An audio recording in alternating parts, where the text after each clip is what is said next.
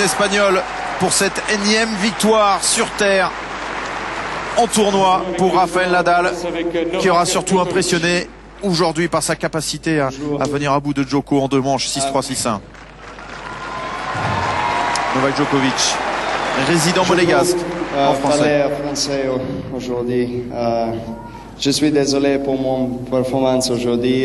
Je vous dis congratulations, Rafa. You had a great week and you're a big champion and you deserve to win today. Tu as une superbe semaine, Rafa. Bravo, félicitations et tu mérites de gagner aujourd'hui. You know, I'm very happy to reach the finals here, second time, and you know, it's one of my favorite tournaments. It's one of the most beautiful center courts in the world, one of the nicest places in the world, and have lots of friends and who come and support, and lots of people who work here. I see throughout the whole year, so it's been a pleasure taking a part in this event, and hope to see you next year. Thank you. C'est un plaisir d'être une nouvelle fois en finale ici, comme en 2009. C'est l'un des plus beaux tournois du monde, l'un des plus beaux courses centrales du monde. Et je me sens bien ici parce que je connais beaucoup de monde dans l'organisation. Je viens régulièrement et je serai bien entendu de retour l'année prochaine. Djokovic, qui n'a toujours pas gagné à Monaco, l'un des 3 Master 1000 qui manquent à son palmarès, comme Cincinnati et Shanghai. Je vais parler en espagnol.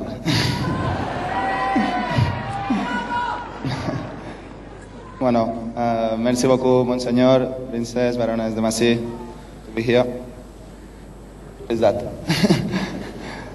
Well, primero de todo, pues, felicitar a Novak, ¿no? Está teniendo un año fantástico. Congratulations for what you achieved the last few years. What you are doing is great. You know, your level of tennis is always unbelievable. After 7 times, thank you for this one. Je voudrais d'abord féliciter Novak, tout ce qu'il a fait des dernières années, bravo, m'a battu 7, merci pour cette fois-ci. Después, agradecer como siempre a todo el mundo que hace posible este evento, sin duda es mi evento favorito de todo el año. Et je voudrais remercier vraiment tous ceux qui font que ce tournoi puisse exister tout au long de l'année, merci. C'est mon tournoi favori. Para mí pues es un verdadero honor poder jugar en esta pista delante de todo este público. Muchísimas gracias como siempre por el apoyo. Sin todos vosotros nada sería igual, o sea que vosotros me hacéis sentir cosas increíbles, inolvidables en toda mi vida, o sea que muchísimas gracias. C'est un plaisir, c'est l'endroit où je préfère jouer. Vous me faites sentir des choses incroyables ici régulièrement, à chaque fois. Muchísimas gracias, Jelko, del torneo, por todo lo que hace por mí, me hace sentir como en casa siempre. Y como no, muchísimas gracias a todo mi equipo que está siempre a mi lado apoyándome. Sin ellos pues sería totalmente imposible estar aquí, o sea que muchísimas gracias. Merci à Zelko et à toute ton équipe, tu me fais sentir comme à la maison ici. Et je voudrais également remercier mon équipe qui est toujours à mes côtés. Merci pour cela. Y por último, pues gracias a todos los que hacen posible este torneo, recoge pelotas, voluntarios, seguridad, todo el mundo, ¿no? Todos los que hacen posible que este evento sea quizás el mejor evento del mundo. Muchísimas gracias y nos vemos el año próximo. Gracias. Merci à ceux qui rendent ce tournoi possible, la sécurité, les ramasseurs de balles, les juges de ligne, peut-être le meilleur tournoi du monde pour moi. Merci. Et voilà, la joie, évidemment, le bonheur total pour Rafael Nadal qui reçoit ce trophée, 8e trophée Guy Forget. Merci d'être avec nous sur la terrasse désormais. L'émotion de Rafael Nadal, alors même si c'est sa 8e d'affilée, on veut imaginer qu'il y prend goût, qu'il ne s'en lasse pas de cette victoire en principauté ici. Oui, parce qu'un joueur de tennis, c'est quelqu'un qui se remet toujours forcément en question, qui doit prouver chaque semaine qu'il est ce champion hors norme. Et lorsqu'il est arrivé ici, il avait une préparation qui avait été un petit peu tronquée par des douleurs au genou. Il avait un Novak Djokovic qui l'avait battu 7 fois de suite. C'est pas rien. Et il arrive finalement avec beaucoup de points d'interrogation, beaucoup de doutes avant cette finale. Et finalement, il remet les pendules à l'heure avec la manière. Et il donne une petite fessée quand même à Novak Djokovic aujourd'hui. Donc forcément, il est rassuré et il doit envisager maintenant la suite de la saison, peut-être avec beaucoup d'ambition et pourquoi pas une place de numéro 1 qui pourrait peut-être récupérer en cours d'année. L'ovation évidemment du cours central du Monte Carlo Country Club pour son champion. Un mot aussi sur la réaction de Novak Djokovic, sport, Djokovic à l'endroit de son vainqueur aujourd'hui. Ouais, très sport, et d'ailleurs ça fait plaisir à voir. C'est vrai que Novak Djokovic est apprécié de la part bien sûr en plus de tous les gens ici à Monaco, mais il a de très bonnes relations avec Rafael Nadal. Il sait qu'il a perdu contre un grand champion sur terre battue aujourd'hui, et c'était bien de les voir aussi parfois se rendre les points, d'effacer les marques sur le court. Ça prouve qu'il y a beaucoup d'estime et de respect entre l'un et l'autre. Djokovic et Nadal en conversation avec le prince Albert II de Monaco, joueur émérite, hein, vous avez eu le plaisir et l'honneur de jouer avec lui hier, je crois, Guy Forget, non? Joueur émérite, passionné de tennis, il raterait pour rien au monde, je dirais tous les grands matchs, toutes les grandes finales, bien sûr ici à Monaco, mais pas seulement. Et chaque année il revient ici avant le tournoi faire sa partie avec ses copains, avec Arnaud Butch entre autres et Ilie Nastase. Voilà pour cette cérémonie des trophées. Rafael Nadal qui a pris un abonnement, donc 8e titre consécutif ici à Monte Carlo. On va commencer à décrypter un petit peu cette finale avec quelques erreurs commises par Novak Djokovic, erreurs peut-être inhabituelles. Est-ce que Djokovic a été à la hauteur, Guy Forget, de son rang finalement sur cette finale? Écoutez, il y a eu deux choses. Là, vous montrez un revers qui est assez frappant. C'est son meilleur coup. Il vient à la prendre balle montante, mais fait une grosse toile derrière. Première chose, les conditions de vent faut pas les sous-estimer, qui ont été extrêmement difficiles. Mais elles ont gêné comme par hasard beaucoup plus Novak Djokovic que Rafael Nadal. Et puis après, des fautes, regardez comme ça là, vraiment inhabituelles pour un joueur de ce calibre. La grande force de Djokovic notamment, c'est de ne rien donner, d'être un véritable expert comptable dans le jeu, surtout dans les grands moments sur une finale. Et là, force est de constater quand même qu'il a un petit peu raté ce grand rendez-vous de terre battue aujourd'hui. Frédéric Viard, vous partagez l'analyse de Guy Forget. On a vu un Djokovic un petit peu en dessous, un petit peu en dehors de son match peut-être aujourd'hui. Oui, complètement, et pourtant j'avais trouvé son premier jeu très solide, très autoritaire. Il le gagne blanc, je crois, de mémoire. Derrière il commence à titiller un petit peu Rafael Nadal sur son jeu de service, et puis petit à petit ça s'est délité. Ce qui m'a épaté, c'est que effectivement, comme le disait Guy, il a commis beaucoup d'erreurs, alors que d'habitude il arrivait sur ses dernières finales à enfoncer Rafael Nadal.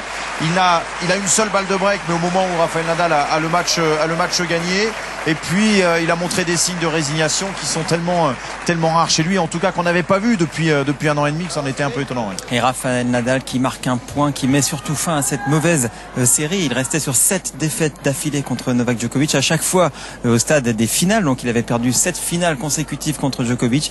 Et bien Nadal a répondu de la plus belle des manières dans son jardin monégasque. Qu'est-ce qui a fait finalement la différence en faveur de Nadal, au-delà des coups magnifiques qu'il a délivrés aujourd'hui? Un peu plus d'envie, un peu plus de rage de vaincre, Guy? Vous savez, Nadal, il est coutumier du fait. Je veux dire, j'ai jamais vu la motivation de Rafa qui était prise en défaut depuis qu'il joue au tennis. En revanche, pour Novak Djokovic, il y a peut-être quelque chose qu'on a sous-estimé, c'est peut-être la manière dont il a été affecté par la perte de son grand-père. Alors on n'a pas eu l'impression sur les premières confrontations que c'était le cas.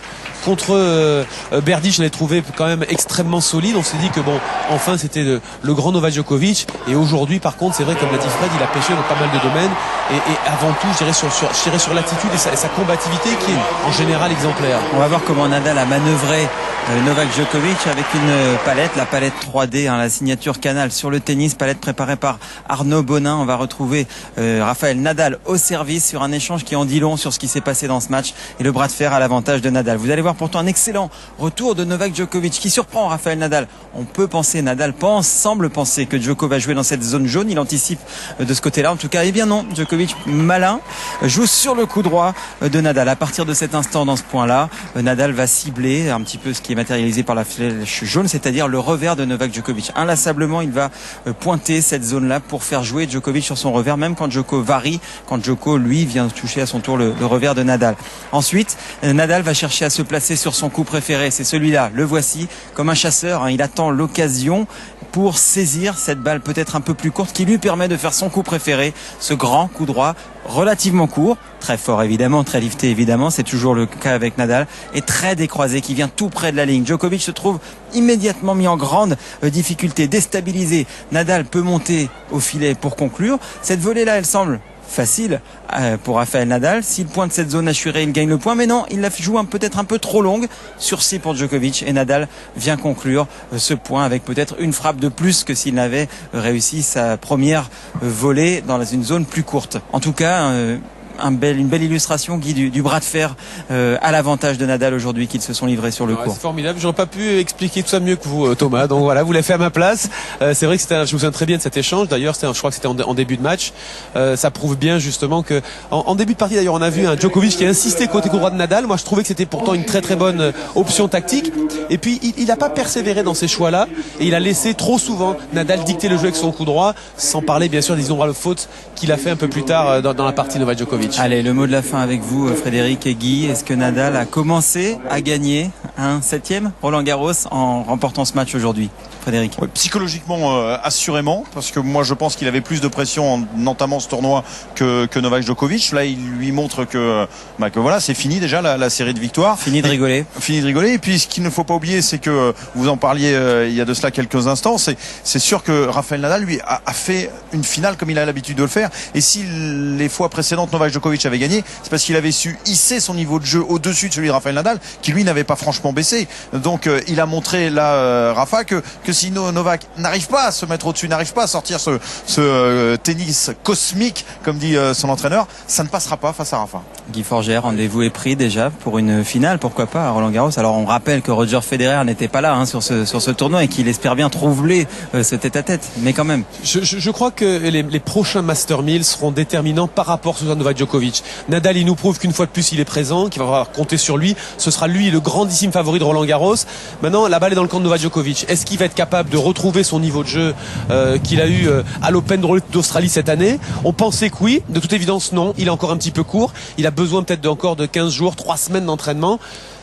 À Madrid, à Rome, on en saura un petit peu plus. Ils vont se rencontrer, je le pense, à nouveau, et on pourra tirer un bilan, je dirais, juste avant la quinzaine parisienne. Et il nous reste quelques instants encore pour faire le bilan également de ce tournoi côté français.